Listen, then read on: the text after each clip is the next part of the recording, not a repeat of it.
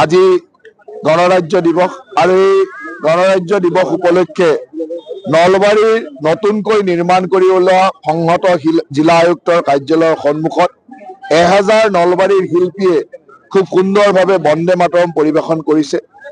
আপোনালোকে জানে যে এই বছৰটো বন্দে মাতৰম গীতৰ 150 বছৰৰ জয়ন্তী আৰু 150 বছৰীয়া জয়ন্তী উপলক্ষে আমি বিভিন্ন কাৰ্যসূচী কৰি আছো।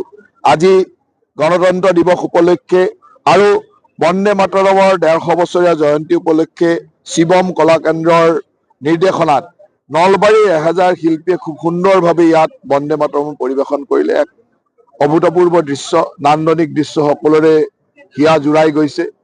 আমি আশা ৰাখিছো যে এই নতুন জিলা আয়ুক্তৰ কাৰ্যালয়টো অহা 15 দিনৰ ভিতৰত আমাৰ মাননীয় মুখ্যমন্ত্ৰী ডাঙৰীয়াই ৰাইজৰ সেৱাত মুকলি কৰিব। তাৰ আগমুহূৰ্তত এই ধৰণে 1000 শিল্পীয়ে এই কেম্পাছটোৰ ভিতৰত একেলগে নৃত্য প্ৰদৰ্শনে আমাক সকলোকে উদ্বুদ্ধ কৰিছে আৰু এনেকুৱা ধৰণৰ কাৰ্যসূচী আমাক সকলোকে দেশপ্ৰেমৰ ভাৱেৰে উদ্বুদ্ধ কৰে আৰু দেশ মাতৃৰ সেৱাত কাম কৰি যাবলৈ প্ৰেৰণা যোগায়।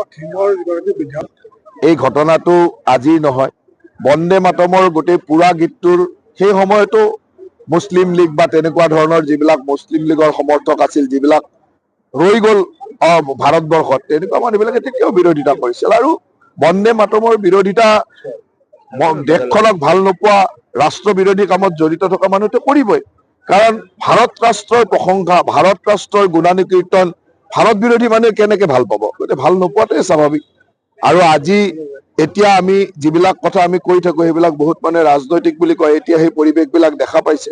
আজি বদৰুদ্দিন আজমলৰ বক্তৃতাই পুনৰ প্ৰমাণ কৰিছে যে আচলতে সেই আগ্ৰাসনকাৰী বিলাকে, সেই মিয়া মুছলমান বিলাকে আচলতে অসমখনক কেনেকে গিলিব বিচাৰে, কেনেকে নাশ কৰিব বিচাৰে, জাতিটোক ক'ত শেষ কৰিব বিচাৰে, এই কথাটোতো ওলাই পৰিছে।